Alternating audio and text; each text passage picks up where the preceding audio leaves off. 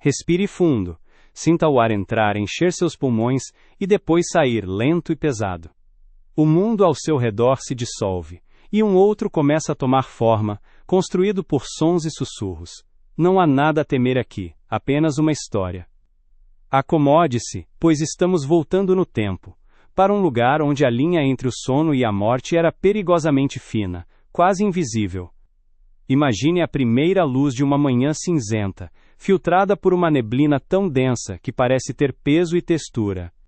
Você está em um quarto, e o primeiro cheiro que te alcança não é o de café, mas o de carvão queimado e uma umidade persistente que parece emanar das próprias paredes. O ar é frio, um frio que se agarra aos ossos e não te abandona, mesmo debaixo de pesados cobertores de lã áspera. Lá fora, a cidade desperta, não com o zumbido de motores, mas com o som oco e rítmico de cascos de cavalo batendo contra o paralelepípedo molhado e o grito distante de um vendedor anunciando seus produtos. Agora, você se levanta, o chão de madeira larga range sob seus pés, um protesto sonoro a cada passo. A água na bacia de cerâmica está gelada, um choque que te força a despertar completamente, mais eficaz que qualquer despertador moderno. Ao abrir a janela, a cidade te atinge com toda a sua força sensorial. O cheiro de pão assando em alguma padaria próxima se mistura com o odor azedo do lixo acumulado no beco e o aroma forte e terroso dos cavalos. A neblina envolve os prédios, transformando as chaminés e os telhados pontudos em silhuetas fantasmagóricas. Pessoas caminham apressadas, envoltas em casacos escuros, seus rostos pálidos e sérios, como se todos carregassem um segredo ou uma preocupação. E de certa forma todos carregam. A vida aqui é um exercício diário de sobrevivência, uma aposta contra a doença, a pobreza e o inesperado. Você desce para a rua. A calçada é irregular, e poças de água barrenta se acumulam, esperando para sujar suas botas. O ar está impregnado com a fumaça das chaminés, um véu picante que arranha a garganta e deixa um gosto metálico na boca. É o perfume oficial do progresso, dizem eles. Você passa por uma taverna e a porta se abre, liberando uma lufada de ar quente com cheiro de cerveja barata, tabaco de cachimbo e corpos não lavados. É um cheiro quase acolhedor em sua brutal honestidade. As conversas lá dentro são um murmúrio grave, pontuado por uma ou outra gargalhada rouca. Ninguém parece notar sua presença. Você é um observador, um fantasma deslizando por um tempo que não é o seu, testemunhando o cotidiano cru e sem filtros de uma era que romantizamos demais à distância. Ao chegar à praça do mercado, o caos se intensifica. É uma sinfonia desafinada de vozes, pregões e o choro ocasional de uma criança. Barracas de madeira exibem vegetais com terra ainda grudada, peixes de olhos vítreos sobre blocos de gelo que derretem lentamente, e pedaços de carne pendurados em ganchos, atraindo moscas indiferentes. O cheiro aqui é uma batalha, o adocicado de frutas maduras contra o fedor da decomposição. Não existe plástico, não existem embalagens assépticas, tudo é direto, orgânico e perigosamente real.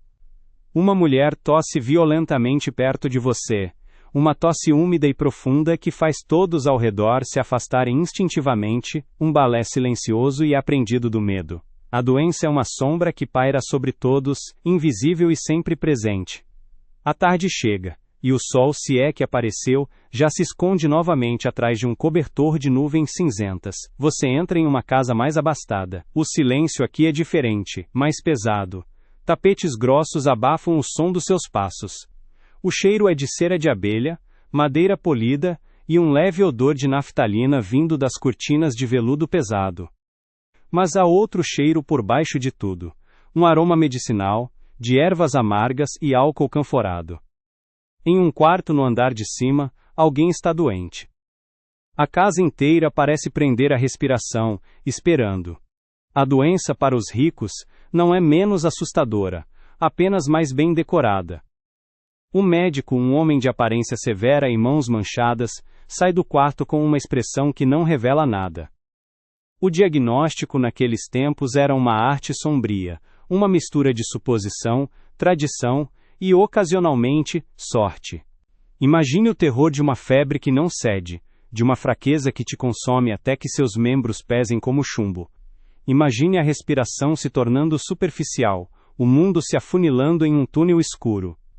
O médico balança a cabeça, sussurra palavras como esgotamento vital ou desequilíbrio dos humores. É o equivalente vitoriano de pesquisar seus sintomas na internet e concluir que você tem 3 dias de vida. A família se reúne, os rostos contorcidos de uma dor contida e solene. Eles verificam seu pulso, fraco e errático. Colocam um espelho frio sob seu nariz, procurando o menor sinal de condensação. E se não houver nenhum? E se o seu corpo exausto entrar em um estado de torpor tão profundo que imita a morte perfeitamente? A ciência médica da época mal conseguia distinguir um coma de um cadáver. A noite cai sobre a cidade. As ruas, agora iluminadas por lampiões a gás que sibilam e lançam uma luz amarelada e trêmula, se esvaziam. As sombras se alongam, dançando como espectros nas paredes dos prédios. O frio se intensifica, e a neblina volta a descer, engolindo os sons e criando uma sensação de isolamento. Você está novamente do lado de fora, e o silêncio é pontuado apenas pelo som distante do apito de um guarda noturno ou pelo miado de um gato de rua. É nessa quietude que os medos mais profundos vêm à tona. O medo do escuro, do desconhecido, e o medo primordial de ser aprisionado. Se este sussurro te agrada, deixe uma curtida, mas só se for de verdade, como um segredo compartilhado na penumbra. É neste silêncio noturno que a premissa da nossa história começa a fazer sentido. Pense nos que ficaram para trás, na casa silenciosa onde a doença venceu. O corpo é lavado, vestido com as melhores roupas. A palidez da pele, a rigidez dos membros, tudo parece confirmar o inevitável. Mas e se, dentro daquela quietude, uma faísca de consciência ainda piscasse? E se você pudesse ouvir, mas não se mover?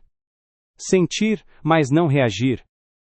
O pânico silencioso, a prisão dentro do próprio corpo, enquanto o mundo ao seu redor se move para te colocar debaixo da terra. É um horror tão profundo, que a mente se recusa a compreendê-lo por completo. E era um horror tão comum ou pelo menos tão temido, que exigia uma solução. Uma solução desesperada, engenhosa e, em última análise, aterrorizante. Se o sono te encontrar, comente depois a que horas a escuridão te levou. Por enquanto, apenas continue respirando, e agradeça por cada inspiração. O ciclo da cidade não para, e você é arrastado por ele, uma peça minúscula em uma engrenagem gigantesca e indiferente. Antes mesmo que a luz cinzenta se torne menos opaca, um som diferente começa, um som que vem das profundezas da terra, é o som de homens descendo para a escuridão. Imagine-se em uma gaiola de metal, rangendo e balançando enquanto mergulha no poço de uma mina de carvão. O ar se torna mais frio, mais úmido, e o cheiro de terra molhada e de um silêncio antigo te envolve. A luz do dia se torna uma pequena moeda de prata lá no alto, e então desaparece. Você está no reino da noite perpétua, onde o único sol é a chama fraca e bruxuleante de uma lamparina a óleo presa ao seu capacete de couro. A escuridão aqui é tão absoluta que parece ter uma presença física pressionando seus olhos. Seus músculos protestam enquanto você ergue a picareta. O primeiro golpe contra a parede de carvão envia um choque que reverbera por todo o seu corpo, dos dedos das mãos até a sola dos seus pés. O som é seco, um claque agudo que é rapidamente engolido pelo silêncio opressor do túnel. O trabalho é um ritmo brutal e hipnótico. Erguer, golpear, respirar a poeira. Erguer, golpear, sentir o suor escorrer pelo seu rosto, traçando caminhos limpos na fuligem que já cobre sua pele. O ar é pesado, espesso com pó de carvão que se deposita em seus pulmões, uma camada fina e mortal a cada respiração. Você tosse, e o que sai é uma pasta escura. É o pulmão negro, um fantasma que assombra cada mineiro, a certeza de uma morte lenta e sufocante que virá muito depois que você deixar a mina pela última vez. A pausa é um luxo que mal existe. Você se senta sobre uma pedra úmida na escuridão quase total, para economizar o óleo da lamparina. Suas mãos, calejadas e permanentemente manchadas de preto, tremem de exaustão enquanto você desembrulha um pedaço de pão seco e um naco de queijo. O gosto é de carvão. A água em seu cantil de metal tem gosto de carvão. Até seus pensamentos parecem cobertos por uma fina camada de poeira. Você ouve o gotejar constante da água em algum lugar próximo, o único som além da sua própria respiração ofegante e da tosse de um companheiro no túnel ao lado. Não há conversas, apenas a comunhão silenciosa do esgotamento compartilhado. Vocês não são homens, são motores de carne trocando pedaços de suas vidas por pedaços de rocha negra. O dia de trabalho que nunca vê o dia termina com a subida. A gaiola de metal te traz de volta à superfície, e a luz cinzenta do fim da tarde parece ofuscante, dolorosa. Você emerge da terra como um espectro, seu rosto uma máscara de fuligem com apenas o branco dos olhos e os dentes visíveis quando você sorri, um esgar cansado. O corpo dói de uma forma profunda, uma dor que se instala nos ossos e nunca mais vai embora. Você caminha para casa, deixando um rastro de pó de carvão, e sabe que amanhã o ciclo recomeçará. A descida, a escuridão, a picareta, a poeira. A cada dia, um pouco menos de você sobe de volta para a luz, um pouco mais de você fica para sempre lá embaixo, na quietude fria da mina. Enquanto você desce para o inferno de carvão, em outra parte da cidade um inferno diferente ruge, é o som ensurdecedor de uma fiação de algodão. Imagine um salão gigantesco, tão longo que a outra extremidade se perde na névoa de poeira de fibra. Fileiras e mais fileiras de teares mecânicos operam em um ritmo frenético e implacável, um exército de monstros de ferro e madeira que chacoalham, batem e zumbem sem parar. O chão vibra sob seus pés, uma trepidação constante que sobe por suas pernas e se instala em sua caixa torácica.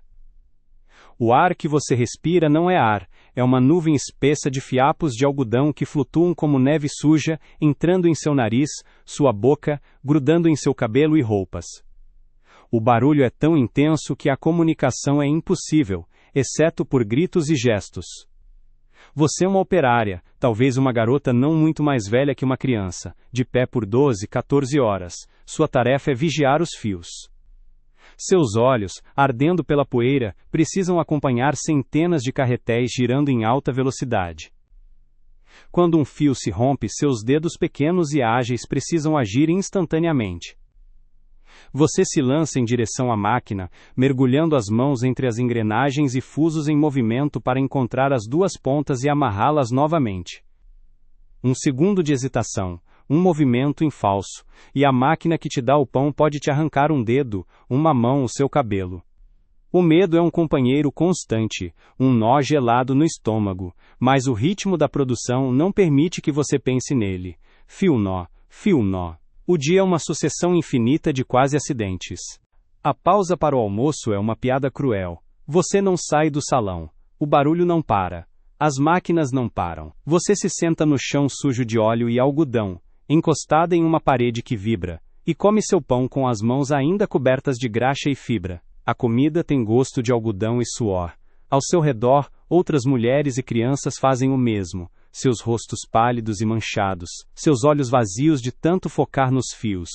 Uma tosse seca e persistente ecoa pelo salão, a tosse do algodão, a bicinose que lentamente transforma seus pulmões em pedra. É o preço de vestir o mundo, se desfazer por dentro para que outros possam se cobrir de tecido macio. Você engole a última migalha e se levanta. O apito soa. A pausa acabou. A jornada de volta para casa é um borrão de exaustão. Seus ouvidos zumbem com o eco fantasma das máquinas, um som que te acompanha até nos seus sonhos. Seus pés estão inchados, suas costas são um mapa de dor. Você compartilha um quarto pequeno com outras operárias, e o ar ali também cheira a algodão e cansaço. Você se deita, mas o zumbido não para. O corpo está tão exausto que a mente não consegue relaxar. O sono não é um refúgio, é apenas um breve hiato antes que o apito da fábrica te chame de volta para o barulho, para a poeira, para o ritmo implacável dos teares. E a cada dia, o zumbido fica um pouco mais alto, o ar um pouco mais difícil de respirar. Em uma rua mais escura, onde a fuligem parece se agarrar às paredes com mais afinco, uma figura pequena e esguia se prepara para o seu trabalho. É um menino, um limpador de chaminés. Sua única ferramenta é seu próprio corpo magro. Você o observa enquanto seu mestre, um homem de rosto severo, o empurra em direção à base de uma chaminé. O buraco é escuro, estreito, claustrofóbico. O cheiro de fuligem fria e creosoto é sufocante.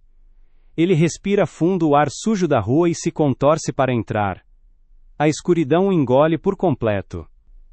O trabalho é uma escalada desesperada, usando apenas os joelhos e cotovelos contra os tijolos ásperos. A fuligem cai sobre ele como uma chuva negra, entrando em seus olhos, seu nariz, sua boca. Dentro da chaminé, o mundo se reduz a uma coluna de escuridão. O único som é o de sua própria respiração arrastada, e o raspar de seu corpo contra as paredes. Cada centímetro para cima é uma vitória dolorosa. Seus joelhos e cotovelos estão em carne viva, mas ele não pode parar. O medo de ficar preso é maior que a dor. Ele ouviu as histórias, sussurradas entre os outros meninos, de aprendizes que entraram em uma chaminé e nunca mais saíram. Ele empurra esse pensamento para o fundo de sua mente e continua a subir, raspando a fuligem com sua pequena escova, que cai em cascata sobre ele.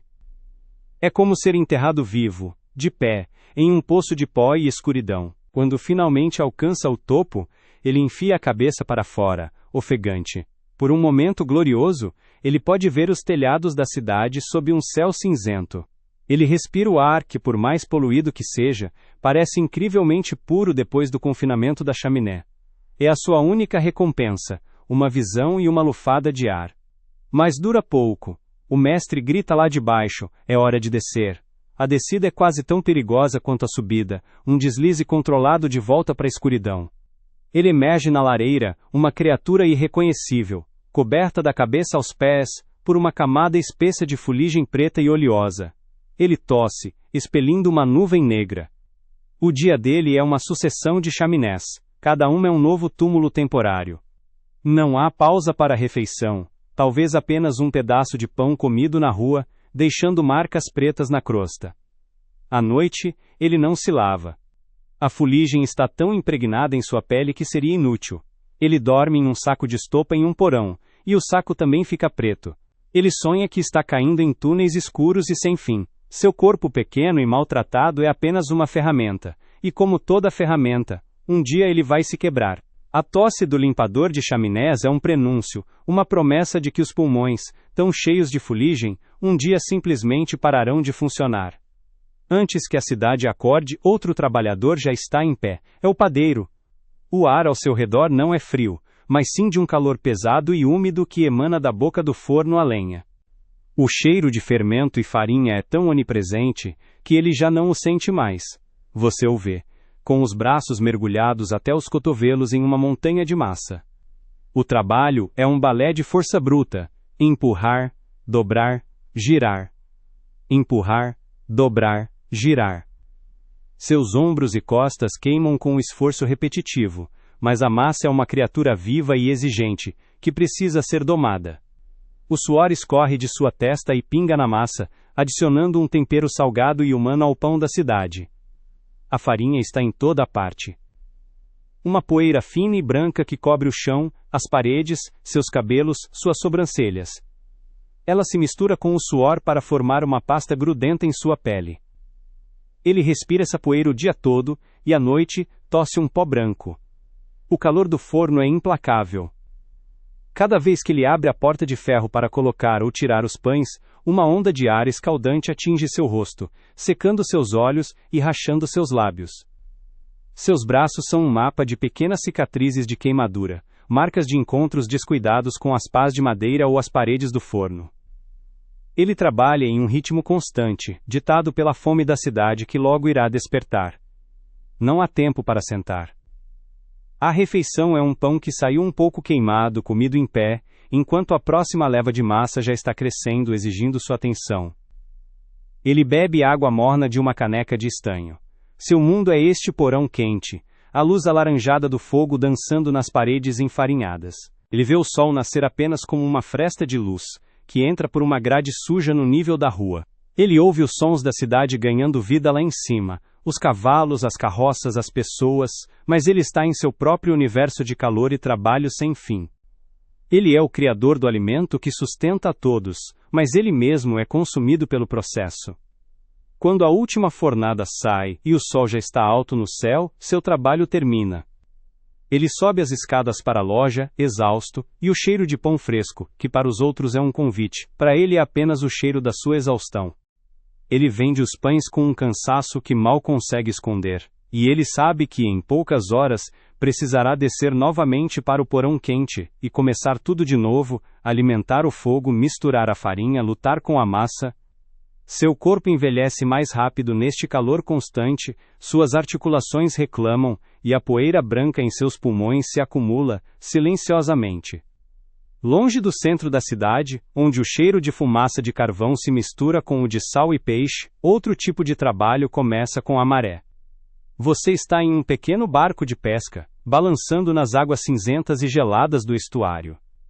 O vento é cortante, úmido, e parece atravessar suas roupas de lã grossa e encharcar seus ossos. Suas mãos estão vermelhas e rachadas pelo frio e pela água salgada, mas elas se movem com uma eficiência brutal puxando as redes pesadas. Cada puxão é um esforço que tensiona todos os músculos de suas costas e ombros. A rede sobe, gotejando água fria, e traz consigo cheiro forte e penetrante de peixe, algas e lama do fundo do rio. O trabalho é uma aposta. Às vezes, as redes vêm cheias de peixes prateados que se debatem, uma colheita que significa dinheiro para a comida. Outras vezes elas vêm quase vazias, cheias de lixo e algas, e o esforço parece em vão. Mas não há tempo para desânimo. A rede é esvaziada no convés escorregadio, e os peixes são rapidamente separados e eviscerados com uma faca afiada. O sangue e as entranhas se misturam com a água do mar, criando uma lama escorregadia e fedorenta. Você trabalha curvado, o balanço do barco forçando um ajuste constante do seu equilíbrio, um exercício de exaustão para os músculos das pernas. O cheiro de peixe se impregna em você, em suas roupas, em sua pele, em seu cabelo, é um perfume que nunca te abandona. Não há pausa. Comer é arrancar um pedaço de pão duro com os dentes, pois suas mãos estão ocupadas demais, cobertas de escamas e sangue. A bebida é um gole de chá frio de uma garrafa. O horizonte é uma linha cinzenta e infinita, o céu e a água se fundindo em uma monotonia desoladora. O único som é o grito das gaivotas, o bater das ondas contra o casco do barco e o resfolegar do seu próprio esforço. Você aprende a ler o tempo nas nuvens, a sentir a mudança do vento na pele. Uma tempestade pode se formar em minutos, transformando o trabalho árduo em uma luta desesperada pela sobrevivência contra as ondas que ameaçam engolir seu pequeno barco. Ao final do dia você retorna ao porto, o corpo moído pelo frio e pelo esforço. O barco cheira a morte e a sal. Você descarrega sua pesca, se houve alguma, e o dinheiro que recebe mal paga o esforço. Você caminha para casa, e as pessoas se afastam instintivamente por causa do seu cheiro. Você está tão cansado que mal consegue comer a sopa rala que te espera. Você se deita em sua cama, e o quarto inteiro parece balançar, como se você ainda estivesse no mar. O sono é profundo, mas não reparador. É o sono de um corpo levado ao limite, um mergulho em um abismo de exaustão, do qual você terá que emergir antes do amanhecer, para enfrentar o mar cinzento mais uma vez. De volta às ruas de paralelepípedos, o ritmo da cidade é ditado pelo trote dos cavalos, e onde há cavalos, há carroceiros. Imagine-se no assento alto de uma carroça pesada, as rédeas de couro grosso e gasto em suas mãos. O trabalho é uma batalha constante contra o tráfego caótico, as ruas estreitas e a teimosia do seu próprio cavalo. Você grita comandos, estala o chicote no ar. Nunca no animal, ele é seu parceiro, seu sustento, e manobra a carga pesada por becos onde mal há espaço para passar. O cheiro é uma mistura de couro, suor de cavalo, feno, e o odor onipresente de esterco que cobre as ruas. Você passa o dia inteiro ao ar livre, exposto ao sol, à chuva, à neve, ao vento cortante. Seu corpo é um pêndulo, balançando para frente e para trás com o movimento da carroça, absorvendo cada solavanco das rodas de madeira contra as pedras irregulares. Ao final do dia, sua coluna parece ter sido martelada. O trabalho exige uma força surpreendente, não apenas para controlar os cavalos, mas para carregar e descarregar as mercadorias, sacos de grãos, barris de cerveja, caixotes de madeira cheios de quem sabe o quê. Cada objeto é pesado, desajeitado, e não há empilhadeiras ou tecnologia, apenas a força bruta dos seus músculos e talvez de um ajudante. Suas mãos são grossas e calejadas, a pele curtida como o couro das rédeas. A pausa é breve, em uma taverna barata na beira da estrada. Você bebe uma caneca de cerveja quente e come um ensopado gorduroso, compartilhando o espaço com outros carroceiros, homens de rosto vermelho e voz rouca. A conversa é sobre cavalos, cargas, estradas ruins e o preço das coisas. É um mundo pequeno e fechado, com suas próprias regras e linguagem. Você precisa estar sempre alerta, não apenas ao trânsito, mas aos ladrões que podem tentar roubar sua carga, ou mesmo seu cavalo. A rua é uma selva, e você precisa ser duro para sobreviver nela. A gentileza é uma moeda que não tem muito valor aqui. A noite te encontra cuidando do seu cavalo antes de cuidar de si mesmo. Você o escova, dá água e comida. A conexão com o animal é a única coisa que não é brutal em seu dia. Ele depende de você, e sua vida depende dele. Só então você vai para seu alojamento, um quarto pequeno e barato sobre um estábulo, onde o cheiro de feno e esterco te segue. Você se joga na cama, o corpo dolorido de uma forma familiar. Você adormece ao som dos cavalos se movendo e mastigando lá embaixo. E em seus sonhos, você ainda está na carroça, balançando, em uma estrada de paralelepípedos que nunca tem fim, sempre em movimento, sempre cansado.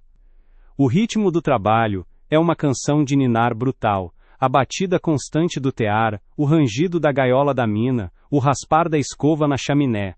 É um som que te embala, que te hipnotiza, que te faz esquecer que cada batida, cada rangido, cada raspão é um passo em direção ao seu próprio desgaste. Mas, às vezes o ritmo é quebrado. Quebrado por um som que não pertence à melodia. O estalo seco de um osso, um grito agudo que é instantaneamente engolido pelo barulho das máquinas, ou pior ainda, o silêncio súbito onde antes havia movimento. Você aprende a reconhecer esses sons. O grito de um homem quando a viga de madeira cede na mina não é um som de dor, é o som de uma família que não terá pão na mesa. A pausa repentina em um tear não é um defeito mecânico, é o som de dedos sendo transformados em uma polpa vermelha irreconhecível. A vida aqui é barata, e a segurança no trabalho é uma piada que ninguém tem tempo ou coragem de contar. Imagine a cena, retirada não da ficção, mas dos anais cinzentos da história. Estamos em Nova York, 1911, na fábrica da Triangle Shirtwaist. Você está lá, no 8º andar, o ar espesso com fiapos de algodão. O zumbido das máquinas de costura é a trilha sonora da sua vida. De repente um cheiro diferente. Não é algodão, não é óleo de máquina. É fumaça.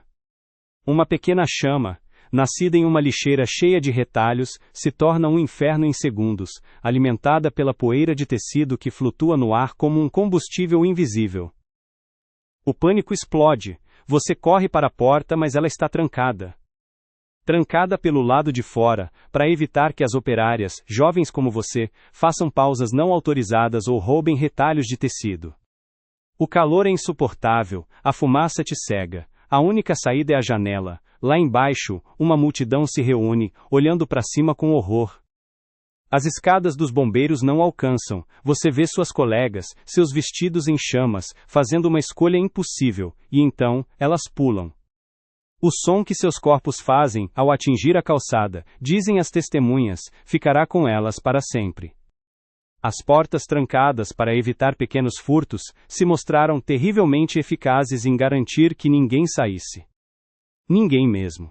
O progresso, eles dizem, é construído sobre ferro e ambição, e, às vezes, sobre corpos. Viaje para a Escócia, para a Ponte Tai, em 1879. É uma maravilha da engenharia, a ponte mais longa do mundo, um símbolo do poder vitoriano sobre a natureza. Você está em um trem, atravessando a ponte em uma noite de tempestade. O vento uiva como um animal ferido, a chuva bate contra as janelas. O trem treme, mas você confia no ferro, na ciência. Lá fora, a escuridão é total, exceto pelas luzes da cidade de Dundee, do outro lado do estuário. Então, um som. Um gemido longo e metálico, como se a própria ponte estivesse gritando. Seguido por uma série de estalos agudos, como ossos gigantes se partindo. O vagão se inclina violentamente. As luzes de Dundee desaparecem. há um momento de ausência de peso, e depois, o impacto esmagador da água gelada. A seção central da ponte, Marechal projetada e construída com materiais de baixa qualidade, simplesmente cedeu. O trem e seus 75 passageiros mergulharam no rio escuro. Ninguém sobreviveu. O progresso, ao que parece, às vezes precisa de um recall. Se a superfície é perigosa, o que dizer das profundezas? Volte para a mina. O perigo aqui não é apenas o colapso do teto ou a poeira nos pulmões. É o ar que você respira. O metano, ou grisu, como os mineiros o chamam, é um fantasma invisível e inodoro que se acumula nos bolsões de carvão. Uma única faísca da sua picareta contra a rocha, uma chama desprotegida da sua lamparina, e o fantasma se torna um dragão de fogo. Imagine a explosão. Não é como nos filmes. É uma onda de pressão que te pulveriza contra as paredes, seguida por uma bola de fogo que consome todo o oxigênio e te cozinha por dentro. Se você sobreviver a isso, ainda há o monóxido de carbono, o afterdamp, que te fará adormecer para sempre. Em 1906, na mina de Courrières, na França, mais de 1.000 homens e meninos desceram para a escuridão e encontraram exatamente isso. A maior catástrofe mineira da Europa. 13 sobreviventes foram encontrados 20 dias depois, tendo sobrevivido comendo o cavalo da mina e bebendo água suja. Eles emergiram na luz como fantasmas, apenas para descobrir que suas famílias já haviam recebido os atestados de óbito e o funeral já tinha acontecido. Um inconveniente burocrático, sem dúvida. Mas a morte no trabalho nem sempre é tão dramática. Às vezes ela é lenta, insidiosa, até mesmo brilhante. Pense nas Radium Girls de Nova Jersey, nos anos 1920. Elas trabalhavam pintando mostradores de relógios com uma nova tinta milagrosa, que brilhava no escuro. A substância mágica era o rádio. Para conseguir uma ponta fina em seus pincéis, elas eram instruídas a lambê-los. Um pouco de rádio não faz mal a ninguém, diziam os chefes. Era até vendido como um tônico para a saúde. As garotas se divertiam com isso, pintando as unhas e os dentes com a tinta brilhante para surpreender seus namorados no escuro. O que elas não sabiam é que estavam ingerindo veneno. O rádio, quimicamente semelhante ao cálcio, se depositava em seus ossos. E então, o horror começou. Dores excruciantes. Anemia. E o mais terrível. Suas mandíbulas começaram a apodrecer, a se desintegrar literalmente dentro de suas bocas, um processo que ficou conhecido como mandíbula de rádio. Seus corpos estavam tão radioativos que, mesmo anos após a morte, seus ossos ainda brilhariam no escuro se exumados. Elas eram, literalmente, fantasmas luminosos, assombradas por dentro pela mesma luz que um dia pareceu tão mágica. Se o seu trabalho não te matasse, o jantar certamente faria uma tentativa honrosa. A adulteração de alimentos não era apenas comum, era uma forma de arte grotesca. Pegue o pão, o sustento da vida. Você compra uma bela fatia branca e fofa. Mas por que está tão branca? O padeiro, querendo economizar na farinha cara, misturou-a com alume, um composto de alumínio que branqueia a massa e ajuda a reter água, tornando o pão mais pesado. E se ele for realmente criativo, pode adicionar um pouco de giz, pó de osso ou até mesmo gesso para dar mais volume. Você come seu pão diário sem saber que está lentamente se envenenando com alumínio e basicamente, comendo a parede da sua casa. O gosto é sutilmente químico, a textura um pouco arenosa, mas a fome é mais forte que a desconfiança. É a versão vitoriana do pão de forma que dura 3 semanas na prateleira, só que com um potencial de dano renal muito mais direto. E o que beber com seu pão de gesso? Um copo de leite fresco, talvez, a imagem da pureza, da nutrição. Na realidade, o leite que chega à sua porta é uma poção duvidosa. Primeiro, ele é diluído com água, muitas vezes de fontes contaminadas, como o rio Tamisa, que também funciona como o esgoto principal da cidade. Para restaurar a cor esbranquiçada, adiciona-se giz ou cal.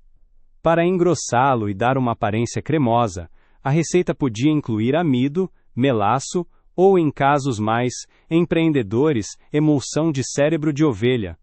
E para evitar que tudo isso azede rápido demais, uma pitada de formaldeído ou ácido bórico, substâncias mais conhecidas por seu uso em embalsamamento e como veneno de barata, respectivamente. Você dá esse coquetel químico para seus filhos, acreditando que está lhes dando saúde, e se pergunta por que eles estão sempre doentes. O leite, ao que parece, fazia bem aos ossos, especialmente se você quisesse que eles fossem enterrados mais cedo. As crianças, claro, eram o alvo principal. Os doces coloridos vendidos nas ruas eram uma armadilha visual. Aquele verde vibrante que seus filhos adoram? Provavelmente arsenito de cobre, um pigmento popular e um veneno violento. O vermelho brilhante? Sulfeto de mercúrio ou óxido de chumbo. O amarelo? Cromato de chumbo. Cada cor do arco-íris correspondia a um metal pesado diferente, cada um com seu próprio jeito especial de destruir o sistema nervoso e os órgãos internos. Era uma roleta russa a cada mordida. Os confeiteiros não eram necessariamente malignos, eles apenas usavam os pigmentos mais baratos e brilhantes disponíveis, sem a menor ideia de sua toxicidade. O resultado era uma geração de crianças sendo lentamente envenenada por seus maiores prazeres. Um doce para a criança, um cliente para o coveiro. Para os adultos, o consolo vinha na forma de uma caneca de cerveja ou um copo de gin. Mas até isso era um campo minado. A cerveja era frequentemente diluída e depois fortalecida, com aditivos para imitar o amargor e a potência. Sementes de estricnina podiam ser adicionadas para um amargor extra, com o efeito colateral interessante de causar convulsões e morte se a dose fosse um pouco exagerada. Sulfato de ferro para dar uma boa espuma, pimenta para dar um calor picante. O gin, conhecido como a ruína da mãe, era ainda pior. A versão mais barata mal continha álcool de grãos. Era frequentemente destilado com terebintina para dar o sabor de zimbro e, às vezes, um toque de ácido sulfúrico para um chute extra. Você bebia para esquecer a miséria da sua vida, sem perceber que a bebida estava ativamente tentando encerrá-la. E quando a comida, a bebida e o trabalho finalmente cobravam seu preço, e você ficava doente, o mundo dos remédios se abria como um abismo de absurdos ainda maiores. A ciência médica estava em sua infância, e a charlatanice estava em sua era de ouro. Em cada esquina, um vendedor ambulante oferecia um elixir milagroso, uma panaceia capaz de curar tudo, desde a calvície até a tuberculose.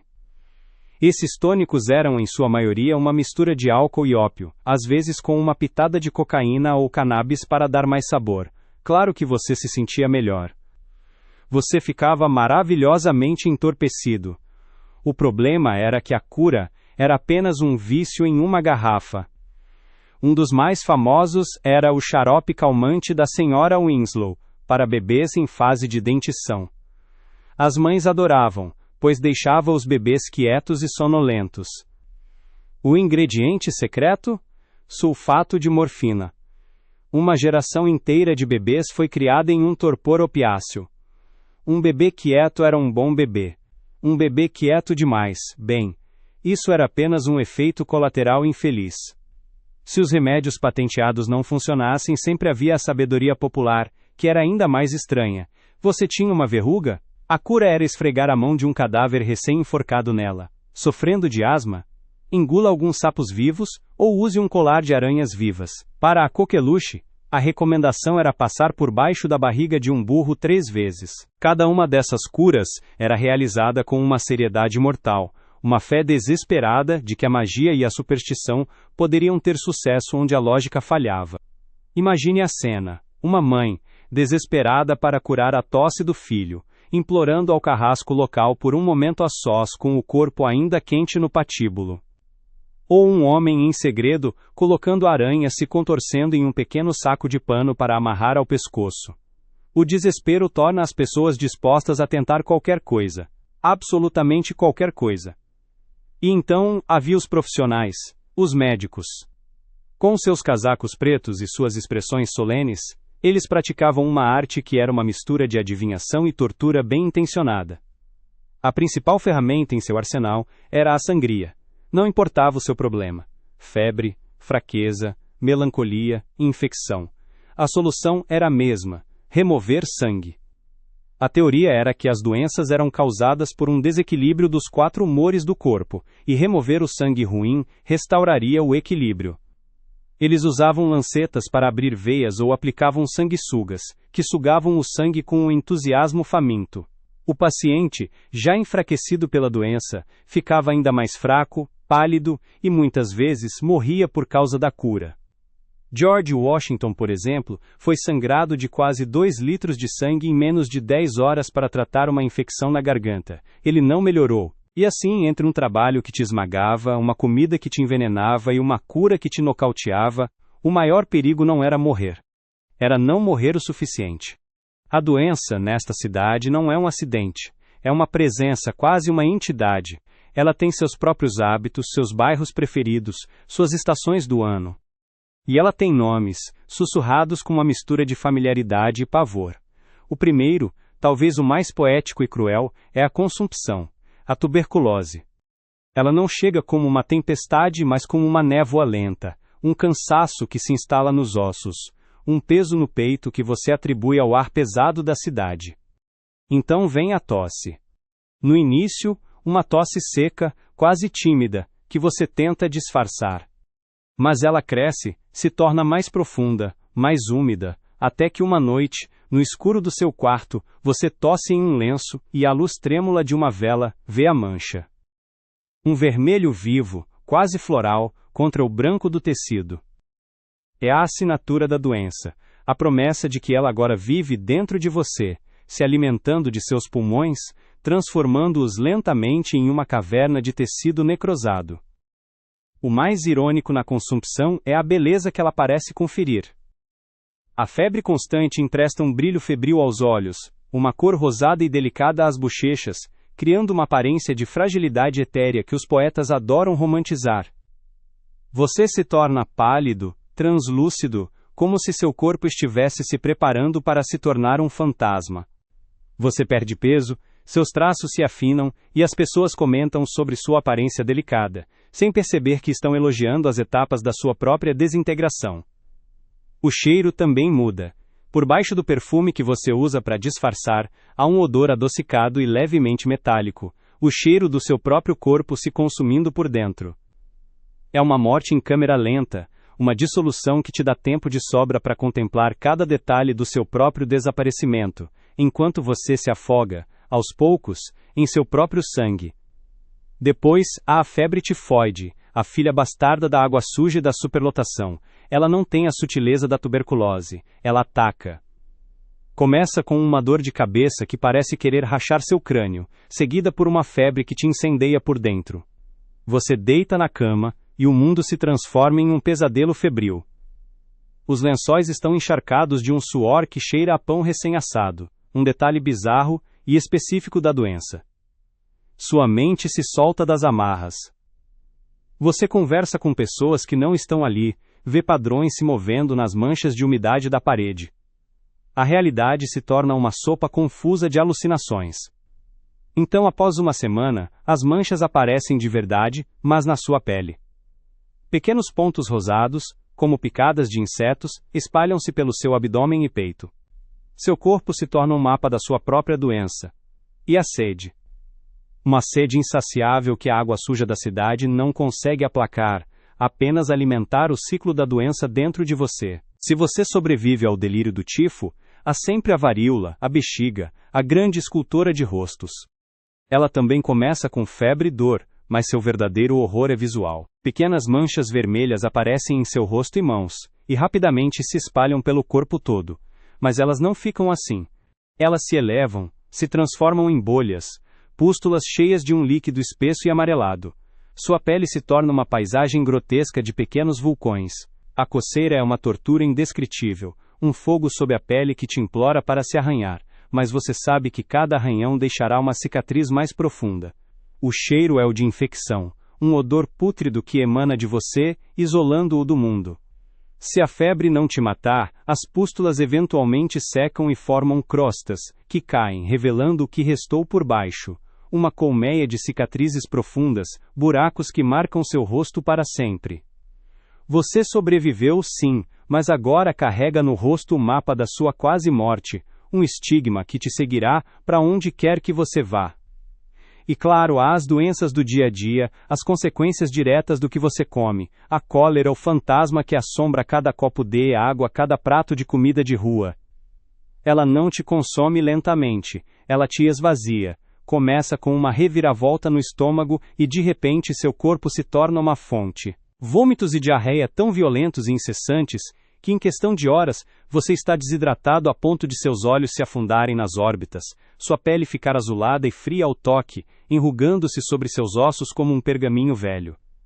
A morte por cólera é rápida, brutal e profundamente indigna. Você se torna uma casca vazia, drenado de toda a vida, muitas vezes em menos de um dia.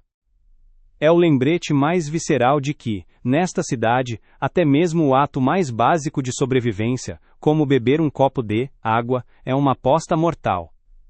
Quando a doença se instala, e os elixires do charlatão e as simpatias da vizinha falham, o caminho te leva a um lugar que é a antítese da cura: o hospital. Não imagine corredores brancos e estéreis. Imagine um grande salão, uma enfermaria comprida com fileiras de camas de ferro, tão próximas que você poderia facilmente tocar o seu vizinho moribundo. O ar é uma sopa espessa de cheiros. O odor metálico de sangue, o fedor de feridas não tratadas, o cheiro azedo de vômito e fezes, tudo isso lutando contra o aroma agudo e ineficaz do cloreto de cal, espalhado no chão em uma tentativa fútil de purificar o impurificável. As janelas, altas e estreitas, raramente são abertas, por medo de que o ar noturno traga mais doenças. A luz que entra é fraca, cinzenta, e parece ser absorvida pela sujeira das paredes. O dia começa antes do amanhecer, não com um despertar suave, mas com o som da tosse coletiva que percorre a enfermaria, um coro gutural de pulmões doentes. Uma enfermeira, uma mulher de aparência cansada e mãos ásperas, passa com um balde de mingau ralo e cinzento. Não há escolha de cardápio, esta é a sua refeição. A textura é de cola, o sabor, inexistente. Você come, se tiver forças, usando uma colher de estanho que provavelmente foi usada por dezenas de outros pacientes antes de você, e talvez tenha sido limpa em um balde de água fria e turva. Ao seu lado um homem geme baixinho, do outro lado alguém respira com um som borbulhante e úmido, o som da morte por afogamento em seus próprios fluidos. Ninguém parece se importar, o sofrimento aqui é o ruído de fundo padrão. Amanhã é marcada pela grande visita. O médico-chefe, um homem imponente em seu casaco preto, entra na enfermaria como um general inspecionando suas tropas derrotadas. Ele é seguido por um séquito de estudantes de medicina, jovens de rostos pálidos e curiosos, que anotam cada palavra sua em seus cadernos. Eles se movem de leito em leito, mas mantêm uma distância segura, como se a própria proximidade pudesse contagiá-los. O médico não te toca. Ele te observa, faz uma pergunta ao seu assistente, talvez cutuque sua perna inchada com a ponta de uma bengala. Ele fala sobre você como se você não estivesse ali, usando termos em latim que soam como uma sentença. Fitizes, ele murmura, miasma. E então ele segue para a próxima cama, deixando você com um diagnóstico que você não entende, e um prognóstico que ninguém se dá ao trabalho de explicar. Se você tiver sorte, receberá um tratamento, talvez as sanguessugas. A enfermeira chega com um frasco de vidro cheio de criaturas escuras e retorcidas. Ela as coloca sobre sua pele, e você sente as pequenas mordidas, seguidas por uma sensação de sucção fria e pulsante. Você as observa inchar, seus corpos se tornando grossos e brilhantes com o seu sangue ruim. A ideia é que, ao remover o excesso de sangue, seu corpo encontrará o equilíbrio. Na prática você apenas fica mais fraco, seu corpo lutando contra a doença original, e agora também contra a anemia induzida. Quando as sanguessugas estão satisfeitas, elas simplesmente se soltam e caem, deixando pequenas feridas que muitas vezes infeccionam, adicionando um novo problema à sua já longa lista de misérias. Ou talvez o tratamento seja químico. O mercúrio na forma de calomelano é um favorito para quase tudo. Ele te faz salivar profusamente, uma inundação de saliva que escorre pelo seu queixo, e te dá cólicas e diarreia violentas. Os médicos veem isso como um sinal de que o remédio está purificando o seu sistema, expulsando a doença. Você apenas se sente como se estivesse sendo envenenado, o que de fato está acontecendo. Seus dentes amolecem nas gengivas, seu hálito adquire um odor metálico. Você está sendo curado da sua doença com um veneno que te destrói de uma maneira diferente, mais lenta. É como apagar um incêndio com gasolina, esperando que as chamas menores assustem as maiores. A tarde traz um silêncio relativo. O sol, se aparecer, lança longas faixas de luz empoeirada pelo salão. Alguns pacientes dormem, um sono febril e agitado. Outros apenas olham para o teto manchado, seus rostos como máscaras de resignação. De vez em quando, um biombus é colocado ao redor de uma cama. Ninguém precisa perguntar o porquê. É um gesto de privacidade para o ato final. Atrás do biombo, você ouve os sons suaves de uma família chorando, a respiração final e ruidosa, e depois o silêncio. Logo, 2 homens com uma maca de lona chegam e removem o que antes era uma pessoa. O biombo é retirado, a cama é limpa com um pano úmido, e em menos de 1 hora, um novo paciente, com o rosto cheio de um medo fresco, ocupa o lugar. O ciclo é implacável e eficiente. Mas o verdadeiro espetáculo do hospital acontece no anfiteatro cirúrgico. Se você tem um osso quebrado que infeccionou, um tumor ou qualquer coisa que precise ser removida, você é levado para lá. É uma sala em forma de poço, com fileiras de bancos de madeira subindo em direção ao teto, todos lotados de estudantes e espectadores curiosos. No centro, sob uma clarabóia, está a mesa de operação, uma simples prancha de madeira, já manchada com o sangue de centenas de cirurgias anteriores. Não há anestesia, talvez apenas um gole de uísque ou um pedaço de couro para morder. Seus braços e pernas são amarrados à mesa por assistentes fortes, cuja principal função é te impedir de se contorcer para fora da mesa. O cirurgião entra não com luvas e máscara, mas com seu casaco de rua, as mangas arregaçadas. Ele não lava as mãos. O sangue e o pus em seu avental são vistos como um emblema de sua experiência, um currículo de carne. Ele seleciona uma faca de uma caixa de veludo, talvez a passe em sua bota de couro para limpá-la. Ele se vira para a plateia, anuncia o procedimento, e então, sem aviso, ele começa. O primeiro corte é um choque de dor tão branco e ofuscante que rouba todo o ar dos seus pulmões. Seu grito se junta ao eco de todos os gritos que aquela sala já ouviu. O cirurgião trabalha rápido. A velocidade é sua única misericórdia e sua maior habilidade. Você ouve o som horrível e úmido da faca cortando a carne, e o som seco e rangente de uma serra encontrando o osso. O cheiro de sangue enche o ar, quente e ferroso. A dor vem em ondas, cada uma mais forte que a anterior, ameaçando te levar à inconsciência. Você reza para desmaiar, mas seu corpo se recusa a te dar esse alívio. A amputação de uma perna pode levar menos de 1 minuto nas mãos de um mestre. Ele joga um membro cortado em um balde com um baque surdo, e a plateia aplaude. Em seguida, ele cauteriza o coto com um ferro em brasa. O cheiro de carne queimada se junta à cacofonia de odores, e a dor atinge um novo pico, tão intenso que se torna algo abstrato, cósmico. Se você sobreviver ao choque e à perda de sangue na mesa, o verdadeiro desafio começa: sobreviver à infecção que quase certamente se instalará na ferida nos dias seguintes, a chamada gangrena hospitalar. A cirurgia foi um sucesso, mas o paciente, como de costume, tem uma grande chance de morrer. A noite na enfermaria é o inferno em sua forma mais pura. A escuridão parece amplificar cada som. O gotejar de um frasco, o ranger de uma cama, o murmúrio delirante de um paciente febril. As lamparinas a óleo lançam sombras longas e dançantes que transformam as formas familiares em monstros. A febre da cidade parece se concentrar neste único salão. Os enfermeiros noturnos são poucos e sobrecarregados. Um grito de dor pode ecoar por minutos antes que alguém apareça. É na quietude da noite que você sente sua própria fragilidade com mais força. Você ouve a respiração do homem na cama ao lado se tornar mais rasa, mais irregular, até que para completamente.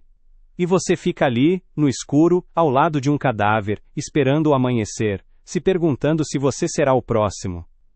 E se você não melhora, se a doença vence, seu corpo se torna propriedade do hospital por um tempo. Se ninguém o reclamar, ele vai para a sala de anatomia, para ser dissecado pelos mesmos estudantes que te observaram com curiosidade mórbida. Se sua família tiver algum dinheiro, eles te levarão para o último destino, o cemitério. Mas mesmo a morte não oferece paz. Os cemitérios da cidade são lotes de terra superlotados, onde os mortos são empilhados em valas comuns, com uma fina camada de terra por cima. O solo está tão saturado de decomposição que o ar ao redor tem um cheiro adocicado e doentio, e a água dos poços próximos é um veneno. O enterro é um negócio rápido. O coveiro, um homem que parece ter absorvido a cor cinzenta da terra, trabalha com uma eficiência cansada. Seu caixão de pinho barato é baixado para um buraco que talvez já tenha sido ocupado antes. O espaço é um luxo que os mortos não podem pagar. E à noite, há um novo perigo. Os ressurreicionistas, ladrões de corpos que desenterram os recém-falecidos para vendê-los às escolas de medicina, sempre famintas por cadáveres para dissecação.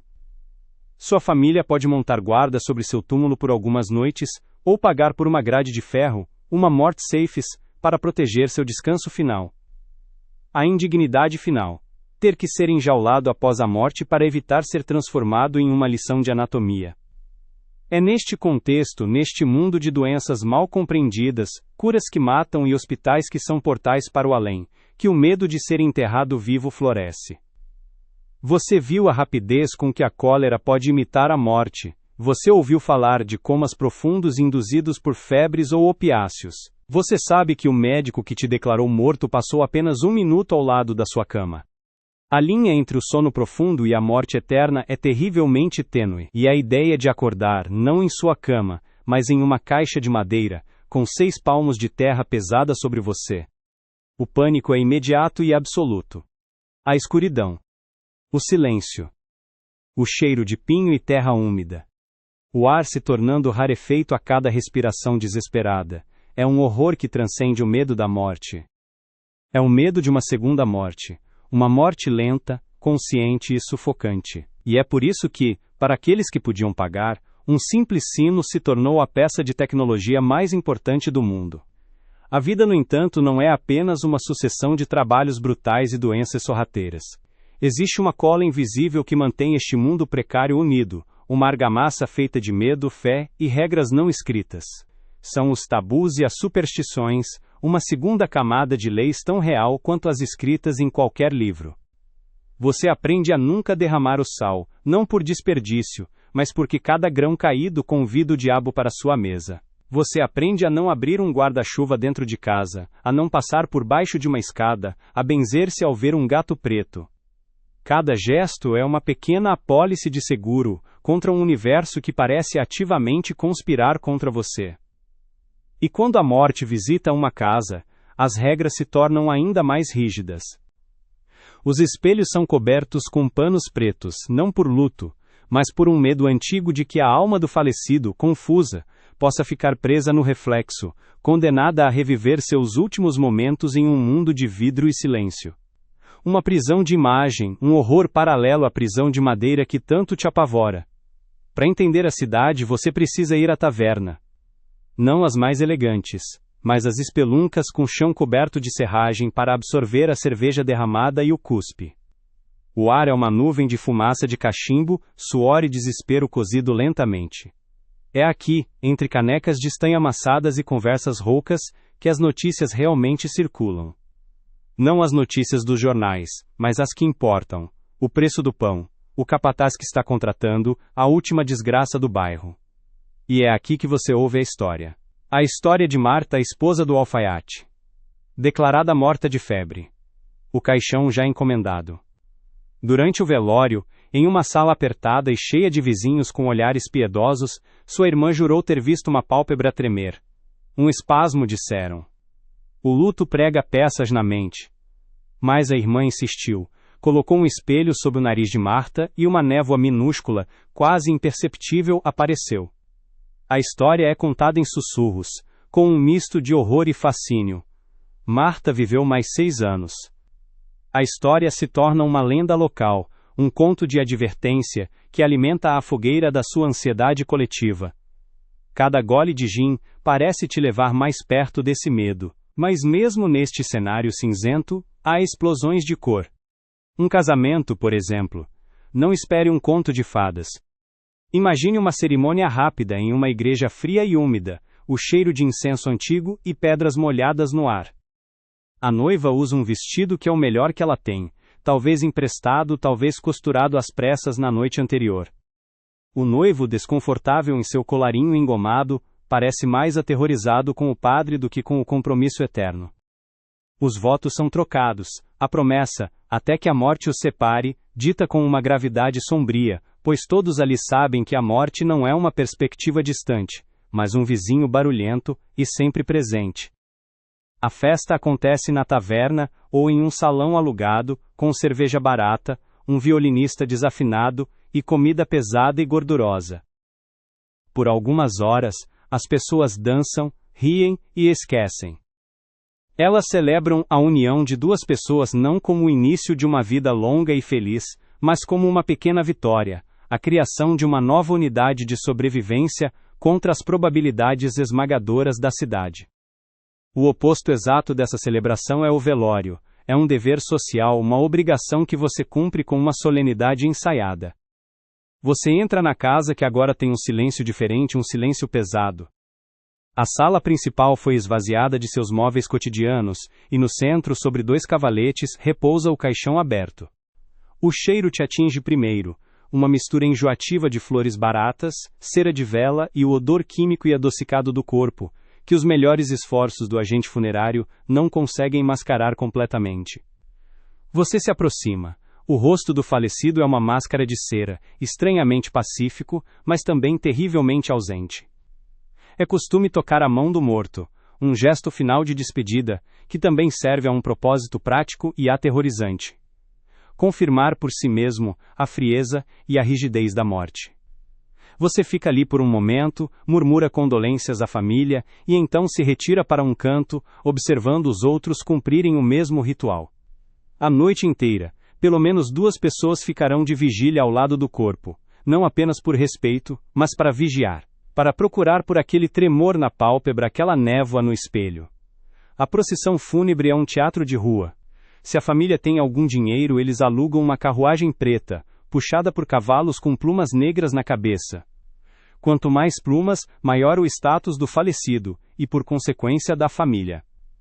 Atrás, caminham os enlutados, vestidos de preto da cabeça aos pés, uma mancha de escuridão, movendo-se lentamente pelas ruas sujas. As mulheres, com véus cobrindo o rosto, podem ser carpideiras profissionais, contratadas para chorar e gemer alto, garantindo que toda a vizinhança saiba a profundidade da dor da família, ou pelo menos a profundidade de seus bolsos. As crianças da rua param para olhar, os comerciantes saem às portas de suas lojas. É um espetáculo público, um lembrete para todos da inevitabilidade do destino. O som é uma sinfonia fúnebre, o toque lento e grave do sino da igreja, o som oco dos cascos dos cavalos no paralelepípedo, o choro contido ou performático. É a última vez que você fará parte da cidade, sua última jornada pelas ruas que definiram sua vida. No entanto, a vida irrompe com uma energia caótica durante as feiras e festivais religiosos. Imagine uma praça da cidade, normalmente cinzenta e funcional, transformada em um turbilhão de atividade. Barracas vendem tortas de carne de origem duvidosa, enguias em geleia e cerveja quente. O ar cheira a fritura, açúcar queimado e a multidão compacta de corpos não lavados.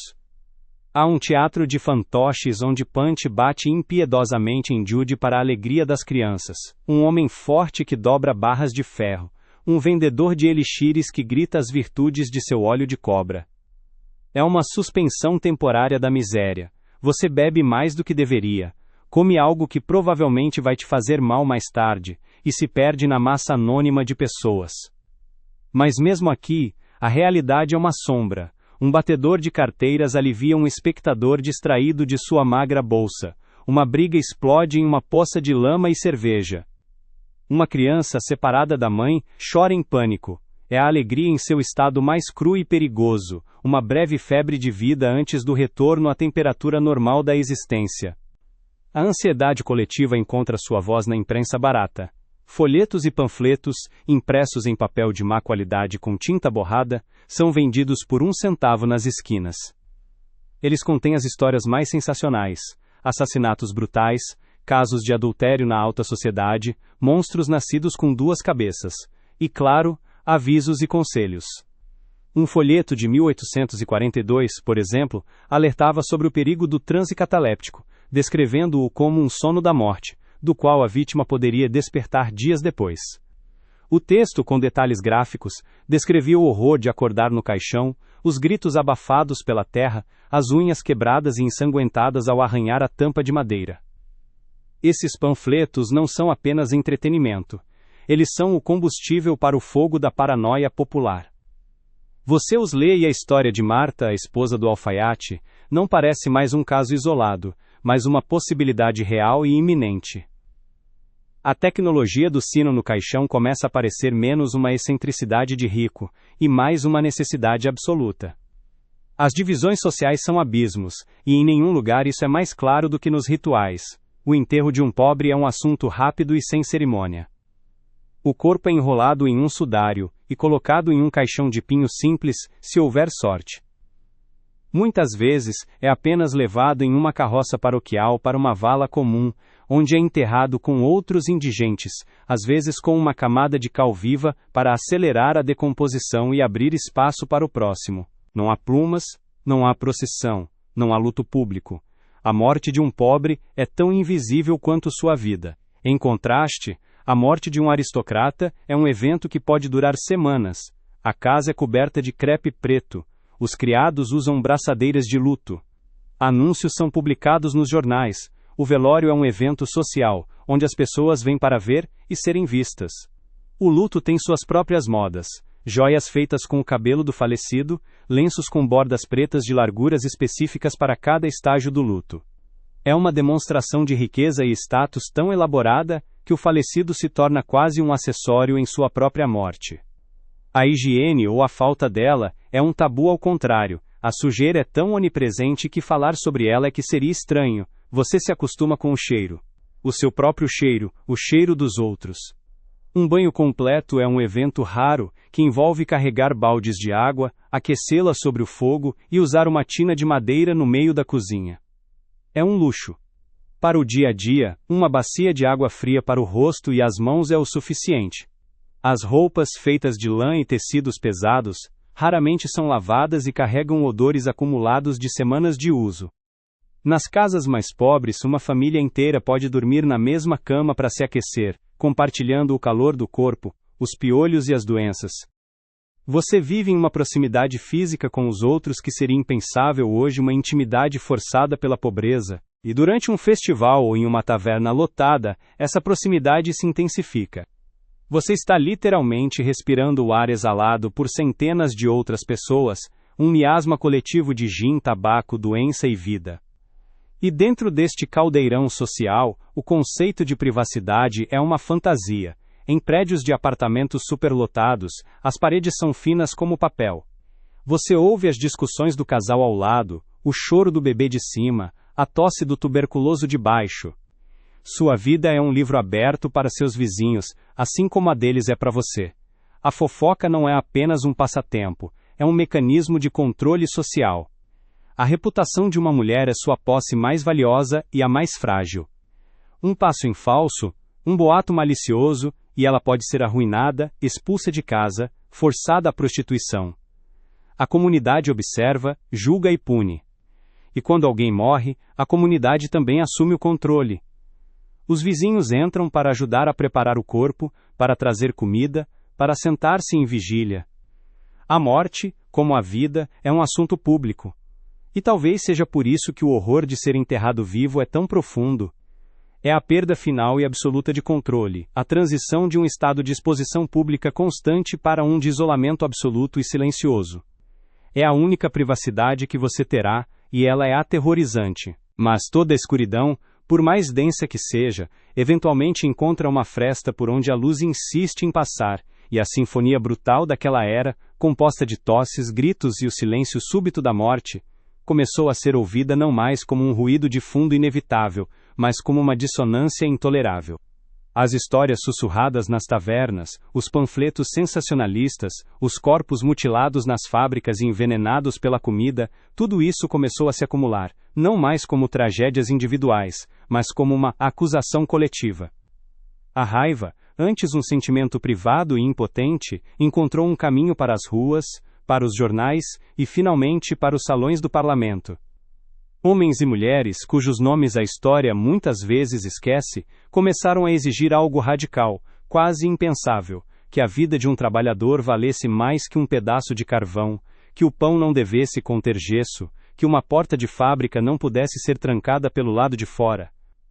As mudanças vieram lentamente, arrancadas a fórceps de um sistema que se beneficiava da inércia e da exploração.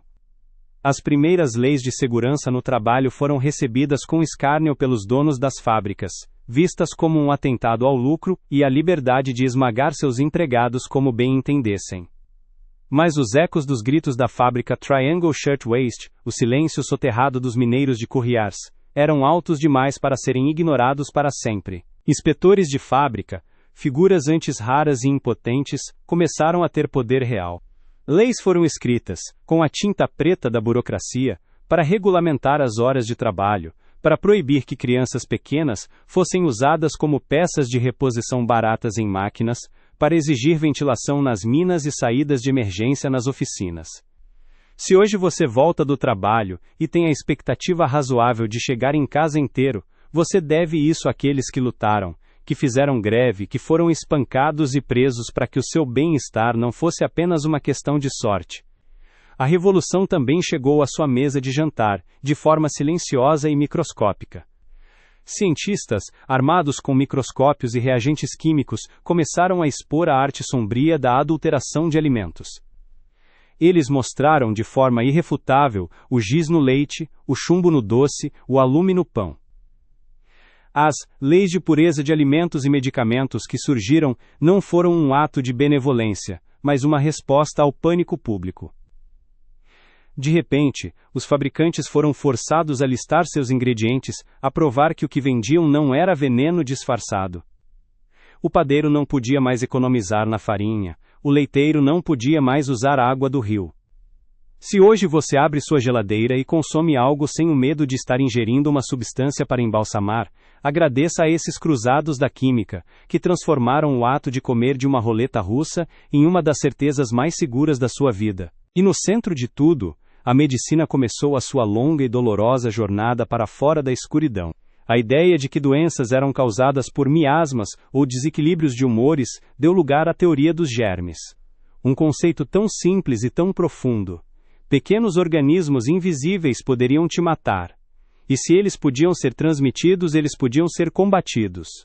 A simples, quase banal ideia de lavar as mãos antes de uma cirurgia, introduzida por pioneiros como Ignaz Semmelweis, reduziu as taxas de mortalidade de forma tão drástica que parecia mágica. A anestesia transformou o anfiteatro do terror em uma sala de cirurgia. O estetoscópio, o termômetro, o raio-x, cada nova ferramenta tornava o diagnóstico menos um ato de adivinhação e mais uma ciência. O médico já não precisava de um espelho para procurar um sopro de vida. Ele podia ouvir o seu coração, medir sua febre, ver dentro do seu corpo. Com essa nova clareza, o espectro do enterro prematuro começou a se dissipar como a névoa da manhã. O sino, antes um símbolo de esperança desesperada, tornou-se gradualmente uma curiosidade macabra, uma relíquia de uma era de incertezas. O medo não desapareceu por completo. Ele é primordial demais para isso? Menos, mas foi empurrado para os cantos mais escuros da mente, para as histórias de terror e lendas urbanas. O cordão de seda foi cortado não por um coveiro, mas pelo progresso. O silêncio dentro do caixão tornou-se mais uma vez o silêncio da finalidade, e não o silêncio da espera aterrorizada. A confiança na ciência, ainda que hesitante, começou a substituir a superstição. O sino não toca mais porque, na maioria das vezes, já não há ninguém lá para ouvi-lo. E essa ausência de som é, talvez, a mais bela melodia do progresso. O legado daquela cidade de fuligem e medo está em toda parte ao seu redor, tecido de forma invisível no conforto da sua vida moderna. Está nos sistemas de esgoto que correm sob seus pés, silenciosamente prevenindo a cólera e a febre tifoide. Está nas leis que te protegem no trabalho, no rótulo de ingredientes na sua comida, na água limpa que sai da sua torneira. Cada padrão de segurança, cada direito do consumidor, cada avanço na saúde pública é um monumento silencioso, construído sobre a fundação de incontáveis vidas anônimas que foram esmagadas, envenenadas e consumidas. O eco da tosse do mineiro está na sua expectativa de um ar limpo. O fantasma da operária da fiação está na sua jornada de trabalho de 8 horas. A sombra da criança envenenada pelo doce está na sua confiança de que a comida no seu prato é segura. Então, enquanto você se acomoda, sinta o peso suave do seu cobertor, a quietude do seu quarto, o ar que você respira é limpo, a água que você bebe é pura. O silêncio da sua noite não é quebrado por tosses de tuberculosos ou pelo sino de alerta de um caixão. O mundo que te permite relaxar, que te permite adormecer em paz, foi comprado e pago por eles. Pelos mineiros, e pelas operárias, pelos limpadores de chaminés e pelas Radium Girls, por todos aqueles que viveram e morreram em um tempo em que a linha entre o sono e a morte era perigosamente fina. Eles carregaram o peso para que você pudesse ter leveza. Eles viveram no barulho para que você pudesse ter silêncio. Respire fundo. Sinta o ar entrar, encher seus pulmões e depois sair, lento e pesado. Não há nada a temer aqui. Apenas o sono. Um sono seguro, profundo e, acima de tudo, merecido.